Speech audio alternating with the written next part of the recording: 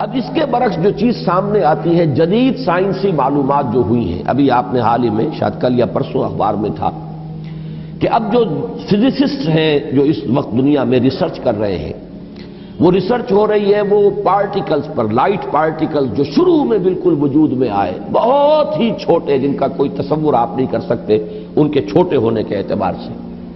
معلوم ہوا کہ وہ 3 قسم کے بیسک پارٹیکلز ہیں، انہی سے پھر یہ کائنات بنی ہے۔ یہ ساری ریسرچ ہو رہی ہے۔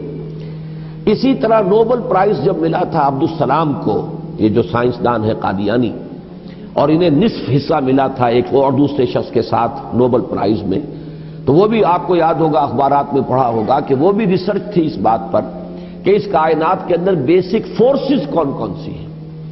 ایک فورس آف گریویٹی ہے، ایک میگنیٹک فورس ہے، ایک الیکٹرانک فورس ہے، وغیرہ وغیرہ۔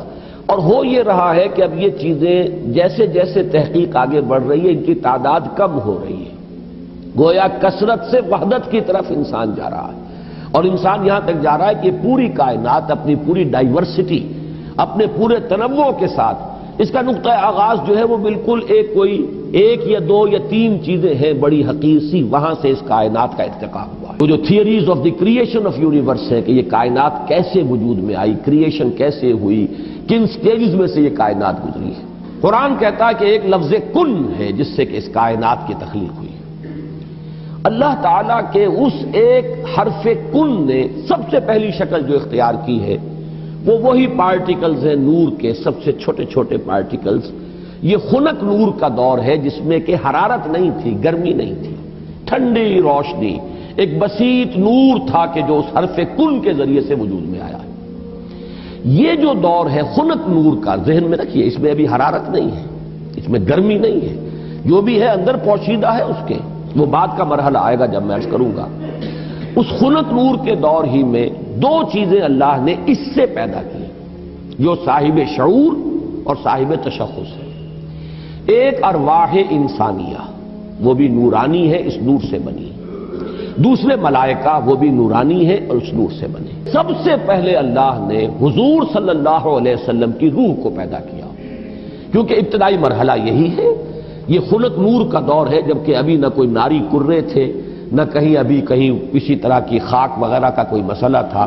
اس کائنات میں اللہ تعالیٰ کے حرف کن نے ایک خنک روشنی کی شکل اختیار کی تھی، اس سے پیدا کی گئی ارواح انسانیہ، انہی میں ایک روح محمدی ہے صلی اللہ علیہ وسلم۔ تو اگر سب سے پہلے اللہ نے اسی کو بنایا ہو تو اس میں کوئی حرج واقع نہیں ہوتا، وہ بھی مخلوق ہے، وہ بھی اللہ کے بنانے سے وجود میں آئی ہے۔ صرف ایک تقدم زمانی اسے حاصل ہے کہ سب سے پہلے اللہ نے نبی اکرم صلی اللہ علیہ وسلم کی اس روح مبارک کو اس نور سے پیدا کیا، لیکن اسی نور سے تمام انسانوں کی ارواح پیدا کی گئی، اور انہی سے وہ عہد لیا گیا تھا لست بربکم قالوا بلی، اور اسی نور سے ملائکہ پیدا کیے گئے ہیں۔ خنک نور میں بڑے بڑے ایکسپلوژنز ہوئے ہیں اور ناری کرے وجود میں آئے۔ یہ ذہن میں رکھیے کہ ایک شے ہے، اس کے اندر کوئی حرارت مخفی ہے، ظاہر نہیں ہو رہی۔ ایٹمز ہیں، ایٹمز کے اندر بہت بڑی انرجی ہے، ظاہر نہیں ہو رہی۔ اس خنک نور کے اندر بھی وہ انرجی موجود تھی، لیکن انسولیٹڈ تھی، اس کا ظہور نہیں تھا۔ لیکن جب ایکسپلوژنز ہوئے ہیں تو پھر یہ کہ بڑے بڑے ناری کرے وجود میں آئے۔ یہی ناری کرے ہیں جن کو ہم سورج کہتے ہیں، بہت بڑا ناری کرہ ہے سورج، اس کے اندر کمبسشن کا عمل چل رہا ہے، عمل احراق ہے، اس کی حرارت کا ہم تصور نہیں کر سکتے۔ بڑے اور نہ معلوم کتنے سورج ہیں اس کائنات میں، یہ نہ سمجھیے کہ ایک ہی سورج ہے۔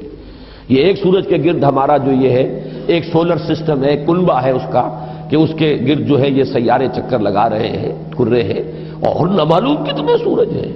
پھر ایک سورج ہے اور ایک ستارے ہیں، ان ستاروں کے گرد یہ سورج اپنے کنبوں کو لے کر چکر لگا رہے ہیں۔ بہرحال ہم یہاں پر جو ہے اصولاً جو بات سمجھنا چاہ رہے ہیں اس وقت وہ یہ ہے کہ یہ سیکنڈ سٹیج ہے، تنزل ہے یہ، کہ اب اس خنک نور میں جب ایکسپلوژنز ہوئے ہیں تو وہاں سے بڑے بڑے ناری کرے وجود میں آئے۔ یہ ایکسپلوژن کا میں جان بوجھ کر بول رہا ہوں، اس لیے کہ جدید سائنس میں، جدید فزکس میں ایک لفظ استعمال ہوتا ہے دی بگ بینگ تھیوری، اس کا نام ہی ہے دی بگ بینگ تھیوری، کہ ایسا معلوم ہوتا ہے کہ ایک وقت میں کوئی بہت بڑا دھماکہ ہوا جس سے کائنات وجود میں آئی۔ اب یہ دھماکہ جو ہے بگ بینگ تھیوری جو ہے، یا تو یہ ہے کہ اس کو تعبیر کیا جائے گا اس حرف کن سے، کن، وہ کن کیسا ہوگا جس نے اس پوری کائنات کو وجود بخشا ہے، اس کا ہم تصور نہیں کر سکتے۔ یہ ہم کہہ رہے ہیں کن، لیکن اللہ کا وہ کلام جب صادر ہوا ہو اور حکم ربی امر کن جو ہے اس کی کیا کیفیت ہوگی، تو یا تو بگ بینگ جو ہے یا تو اس سے تعبیر کیا جائے، اور یا یہ کہ جو یہ ایکسپلوژنز ہوئے ہیں اس خنک نور نے جو ناری کروں کی شکل اختیار کی ہے، تو یہ بگ بینگ ہے، یہ دھماکہ ہے۔ یہ دور ہے کہ جس میں اس آگ سے اللہ نے تیسری مخلوق پیدا کی۔ میں نے اب پہلے دو کر دیے نا، نور سے دو مخلوق، انسانی ارواح اور ملائکہ۔ دوسری سٹیج پر یہ تیسری مخلوق پیدا ہوئی ہے، جنات ہیں، یہ آگ سے بنائے گئے ہیں۔ قرآن بار بار کہتا ہے وَالْجَانَّ خَلَقْنَاهُ مِنْ قَبْلُ مِنْ نَارِ السَّمُومِ۔ قرآن مجید میں سورہ رحمان میں بھی ہے، اللہ تعالیٰ نے انسان کو پیدا کیا ہے مٹی سے، لیکن یہ کہ انسان کو بنایا ہے آگ کی لپٹ سے۔ بار بار آیا ہے یہ مضمون تو قرآن مجید میں، اور جنوں کا معاملہ جو ہے، اور یہ کہ سورہ ہجر میں فرمایا گیا وَالْجَانَّ خَلَقْنَاهُ مِنْ قَبْلُ، یہ پہلے پیدا ہوئے انسانوں سے۔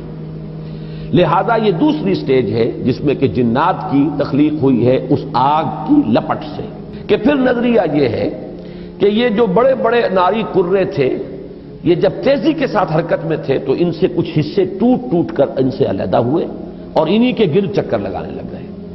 یہ ہے در حقیقت ان سورج کے گرد جو یہ سیارے وجود میں آئے ہیں، یہ کرے جو ہیں۔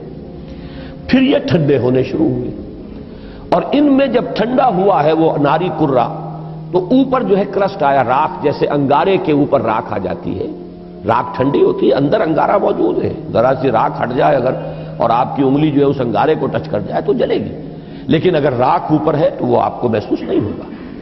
اور چونکہ ٹھنڈی چیز سکڑتی ہے، لہذا اس کے اندر اب دراڑیں پڑی ہیں، کہیں پہاڑ بن گئے، کہیں غاریں بن گئی، ساتھ ہی ان کے ٹھنڈے ہونے کی وجہ سے بخارات نکلے ہیں، انہی میں سے نکلے ہیں، انہی کروں میں سے بخارات نکلے ہیں۔ یہ بخارات ہیں جنہوں نے اوپر جا کر وہ جو جسے ہم فضا کہتے ہیں، ایٹماسفیئر، جس کے اندر گیسز ہیں، یہ یہیں سے انہی کروں کے ٹھنڈے ہونے سے وہ بخارات نکلے ہیں۔ جیسے کہ آپ جب اگر پانی ڈالتے ہیں آگ کے اوپر تو وہ ایک بھاپ بن کے اڑتی ہے، تو خیر یہ تو پانی آپ نے ڈالا ہے، لیکن یہ کہ فضائی وہ جو کرے تھے آگ کے وہ خود ٹھنڈے ہوئے ہیں تو ان میں سے بخارات نکلے ہیں، ان میں سے جو گیسز خارج ہوئی ہیں انہوں نے ایٹماسفیئر بنایا ہے۔ پھر اس ایٹماسفیرک چینجز وہاں ہوئی ہے کہ اس میں گیسز تھیں، ہائیڈروجن بھی، آکسیجن بھی، وہاں پانی بنا ہے، بجلی کے بڑے بڑے جب ہوئے ہیں ان کے اندر تو اس سے پانی بنا ہے، اور پھر دھواں دھار بارش برسی ہے۔ اب جو ہمارے ہاں یہ جو اعداد آتے ہیں، لاکھوں برس تک بارش ہی برستی رہی، نتیجہ یہ ہوا کہ جو جگہیں نشیبی تھی ان میں پانی بھر گیا، سمندر وجود میں آ گئے۔ اب جہاں سمندر اور مٹی کا باہمی ربط تھا، یہ جو دلدلی علاقے کہلاتے ہیں، یہاں وہ ان آرگینک کمپاؤنڈز نے آرگینک کمپاؤنڈز کی شکل اختیار کی، یہاں سے حیات ارضی کا آغاز ہوا۔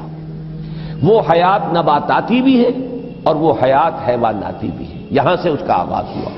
گویا کہ کل حیوانات اور کل نباتات جو کرۂ ارضی پر موجود ہیں وہ سب کے سب در حقیقت اسی کرسٹ آف دی ارتھ سے وجود میں آئے ہیں۔ پانی اور اس مٹی کا امتزاج اور دلدل کی شکل اس کا بن جانا، اور وہاں سے ان آرگینک کی بجائے آرگینک کمپاؤنڈز کا وجود میں آنا، اور اس سے حیات کا آغاز، خواہ وہ نباتاتی حیات ہو اور خواہ وہ حیواناتی حیات ہو۔ اس حیات کا ارتقاء ہے کہ جو پھر انسان تک پہنچا ہے، وہ اس حیات، سمجھیے کہ حیات ارضی، چاہے نباتاتی ہو اور چاہے حیواناتی ہو، اس کی چوٹی کی جو شخصیت ہے وہ انسان ہے۔